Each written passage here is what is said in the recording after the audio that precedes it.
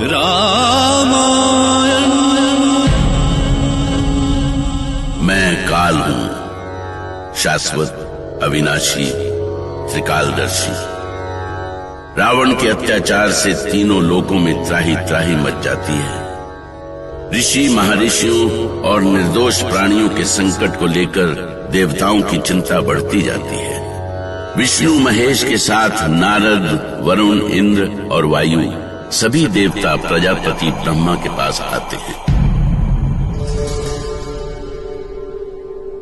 रक्षा करे चतुरानन, रक्षा करे परमपिता। आंखें खोलिए ब्रह्मदेव, आंखें खोलिए। आप मौन क्यों हैं ब्रह्मदेव? क्या त्रिभुवन की कोई चिंता नहीं है आपको? क्या रावण के हाथों सृष्टि का अंत हो जाएगा? लंकापति रावण के अत्याचार से तीनों लोक संकट में हैं। देवता और ऋषि महर्षि त्राही त्राही कर रहे हैं। हाँ परमपिता, यदि समय रहते कोई निर्णय नहीं लिया गया तो इंद्रलोक पर तो रावण का अधिकार होगा ही। देवलोक का अस्तित्व भी संकट में पड़ जाएगा। लगता है कि परमपिता समाधि की स्थिति में है। हमें विनती करनी चाहिए। हे चतुरानन सृष्टि प्रणेता, हो प्रसन्न, हो प्रसन्न। हे ब्रह्मदेव, हे जगत पिता, हो प्रसन्न, हो प्रसन्न। विपदान पड़ी संकट में है सारा संसार। धर्म का नाश हुआ, अधर्म का हर ओर है राज। हे कमलासन, हे चतुरानन, हो प्रसन्न, हो प्रसन्न।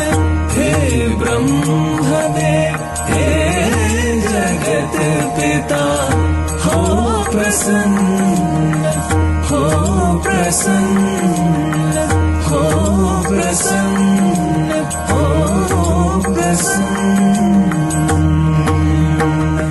सृष्टिकर्ता ब्रह्मा की जय। श्री हरि महादेव, आप लोग यहाँ।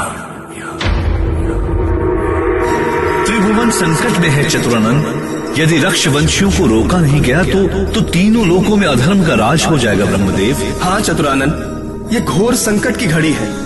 ऐसे में आप ही कोई उपाय कर सकते हैं। हमें आपके आदेश की प्रतीक्षा है। शीघ्र निर्णय लें परमपिता। और उधर पृथ्वी पर अयोध्या नरेश महाराज दशरथ अपनी ही चिंता में घुले जा रहे थे। वो वृद्ध हो रहे थे और अयोध्या नगरी उत्तराधिकारी चाहती थी। सावधान! परम प्रतापी, सूर्यवंशी, रघुकुल नायक, राजाधिराज महाराज दशरथ दरबार में पधार रहे हैं। अयोध्या नरेश महाराज दशरथ की जय! अयोध्या नरेश महाराज दशरथ की जय! शांत शांत, आप सभी लोग शांत हो जाएं। हमने ये सभा अयोध्या वासियों की कुशलता जानने के लिए बुलाई थी, किंतु किन्हीं कारणों से हम आज की ये सभा नहीं कर पाएंगे। हमें क्षमा करें। महामंत्री सुमंत, ये क्या हो गया महाराज को? ऐसे सभा से उठकर क्यों चले गए?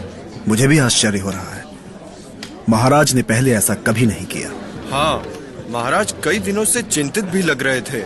उनको ऐसा चिंतित मैंने पहली बार देखा है। किंतु अचानक वो गए कहाँ? अवश्य गुरु वशिष्ठ के पास गए होंगे। सुमंत ने सही कहा। महाराज दशरथ गहन चिंता में डूबे हुए सीधे गुरु वशिष्ठ के पास पहुंचे। पर महाराज दशरथ क्या सोच रहे थे? क्या उन्हें उनके साथ ही रघुकुल का दीपक बुझ जाने का भय नहीं था?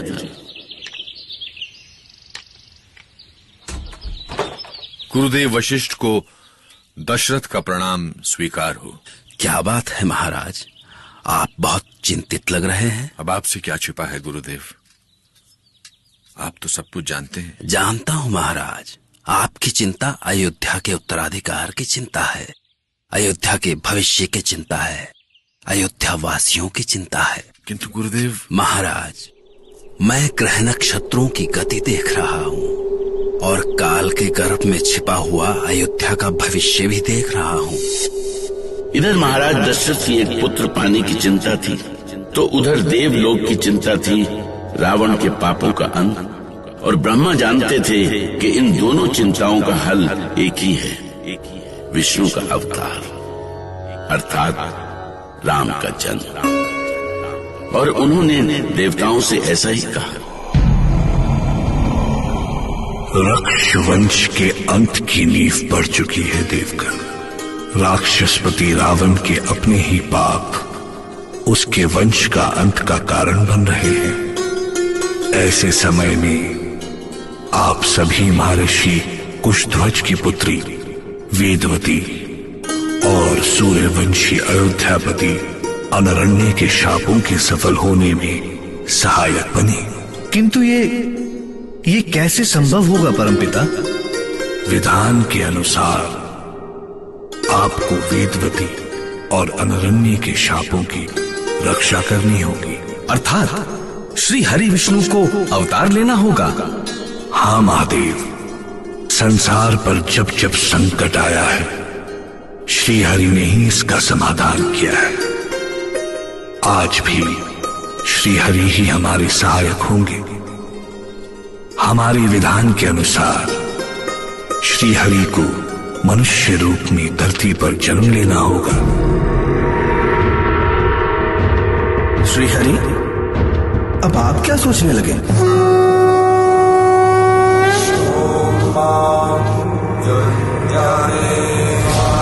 सोचना क्या है, विधि के विधान को कौन मिटा सकता है।